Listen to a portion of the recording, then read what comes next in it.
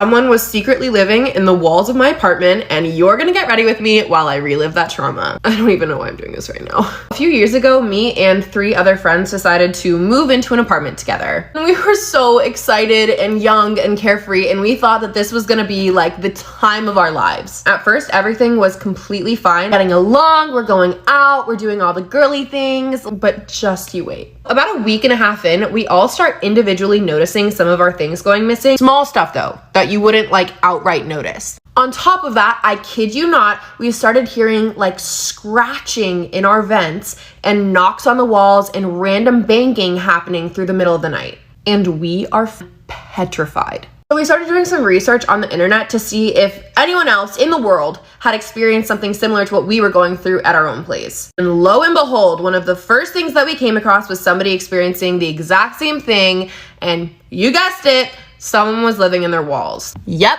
you heard that right, living in their walls. Sneaking out in the middle of the night while they were sleeping, taking all their stuff, and going back into the wall before they woke up.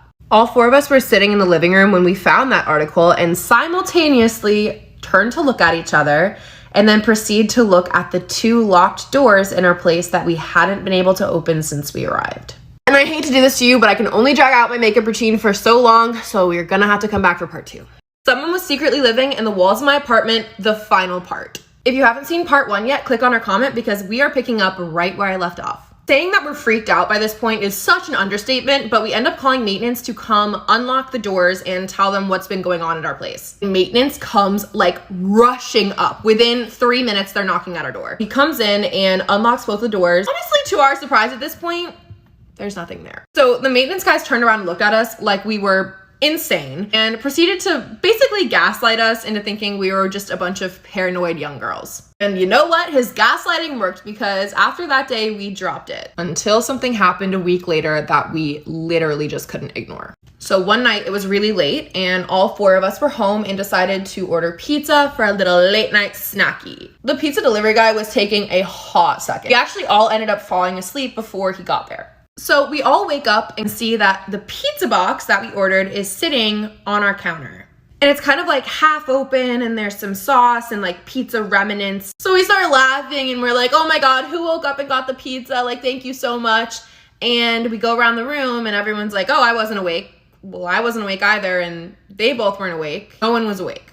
And because we all went to sleep with one another, we each had an alibi of, hey, they were sleeping next to me. But it didn't matter because after that night, we all started to turn on each other. We bought a camera for the apartment. We started going through each other's things. But a few weeks in, we'd honestly had enough of this and we were like, we're gonna figure this out tonight. We all decided to leave the apartment at the same time, go to the grocery store, and we took note of everything that was in our fridge and our pantry so we could see if anything was moved or taken when we got back. And of course, we get back from the store and things are missing. We covered all our bases. We asked to see the security footage. We asked about our neighbors, but in the end, we came up with nothing. At the end of our lease, we moved out. So no, I don't live there anymore, but me and all of my roommates are still friends to this day. Hey friends, let me tell you the story about how me and my sisters were with my aunt shopping in Florida. Whoa.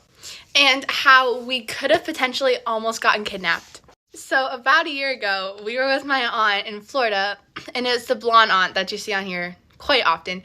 And we were going to all these like super cool consignment stores, and like we were going thrifting. And so we decided to go into this one very fancy store, and it had like a $10,000 Chanel dress. So in our heads, we were like, it's fine, we'll just go in and go look. Okay, so we walk in and there's like this old lady, she's like sitting at the desk, she's like, oh, hey girls, welcome.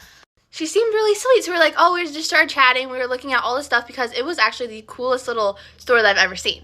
My aunt loves fashion, she owns a boutique, and so none of this was like strange, so we were just walking through the store, and then all of a sudden she goes, hey guys, I have a puppy in the back room. Do you want to go and I'll show you guys my puppy? She pointed to like the back of this consignment store and you couldn't really see anything back there. So I'm like, what? Puppy back room, kind of red flag. So then I'm like, and then it clicked. I was like, oh my goodness, my mom has been telling us about stranger danger since we were like born.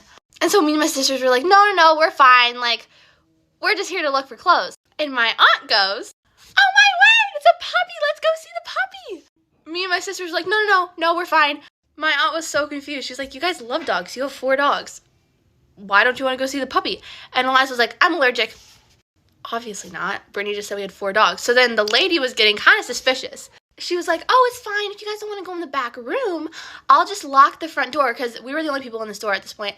She was like, I'll just lock the doors and I'll let the puppy out.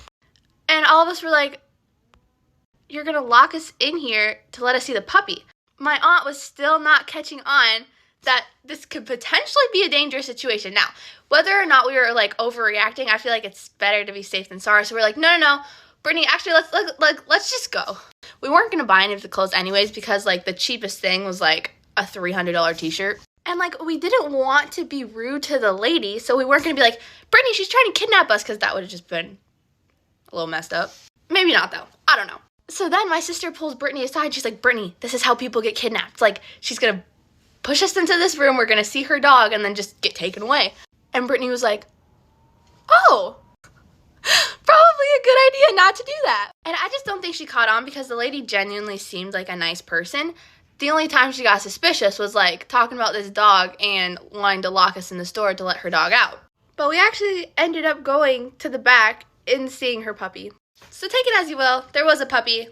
I don't know if we were overreacting, but it was a scary situation at the time.